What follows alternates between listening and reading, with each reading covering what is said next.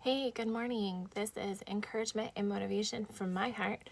And today I want to share with you a little bit of what I learned yesterday that I thought was pretty cool. And it kind of ties in with what I've been reading about in Philippians chapter 4. So today I'm calling this What is in Your Cage and What Has Caused You to Be Caged.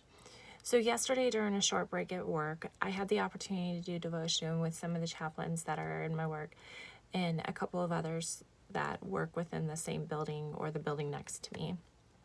We read about 4 dogs and their owner, and 3 of the dogs, when they were let off their leash, they went crazy.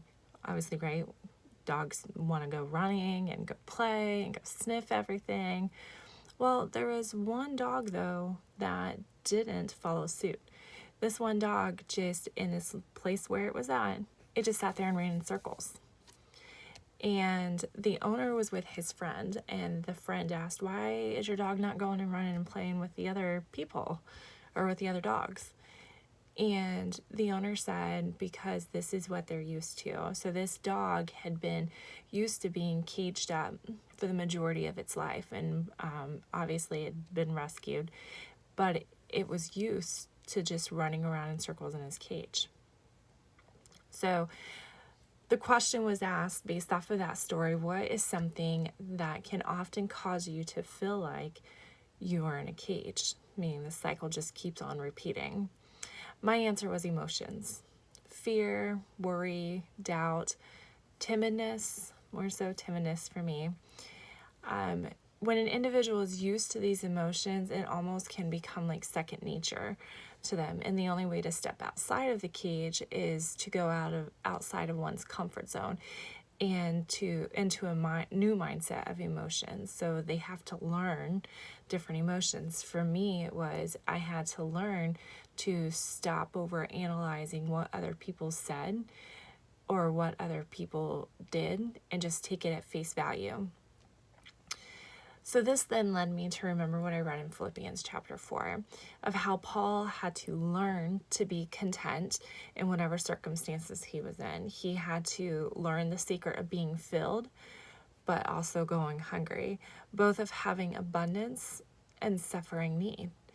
He goes on to say in verse 13 that he can do all things through him who strengthens him, which the him is Jesus Christ, strengthens himself, Paul.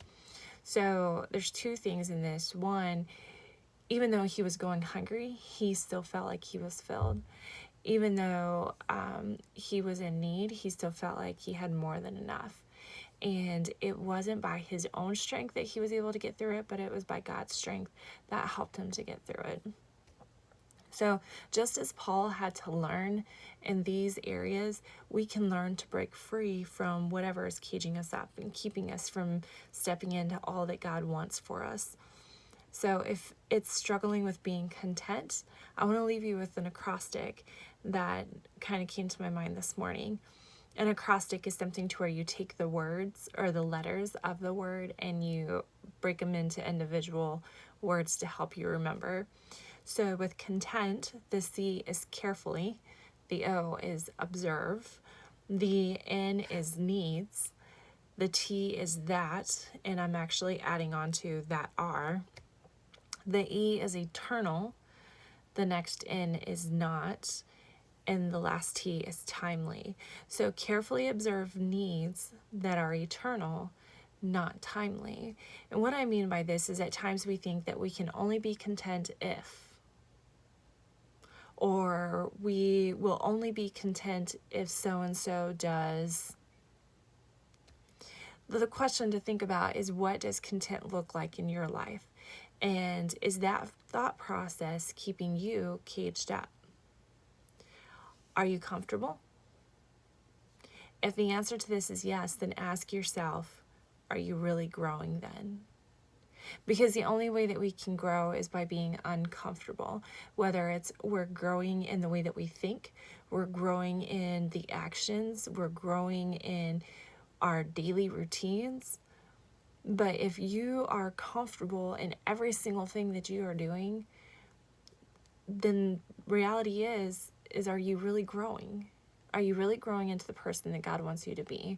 Because He wants us to continue to grow in Him, and He wants us to continue to mature into the person that He has called and desired us to be. So again, I leave you with content, carefully observed needs that are eternal, not timely, as well as what is in your cage, what is keeping you caged up and keeping you from becoming the person that God desires and wants you to be. I hope this encourages you, motivates you, encourages you to let you know that you're not alone. You're not alone in your struggle. I hope that it motivates you to go outside of your comfort zone. And I hope that it inspires you to also let other people know that they're not alone. Because we all think that we're alone in our own struggles, and we're not. And that's why we got to have God is our strength, and He will put people around you to help you continue to grow into the person that He has called and desired you to be. This is encouragement and motivation from my heart, and I hope you have an amazing day.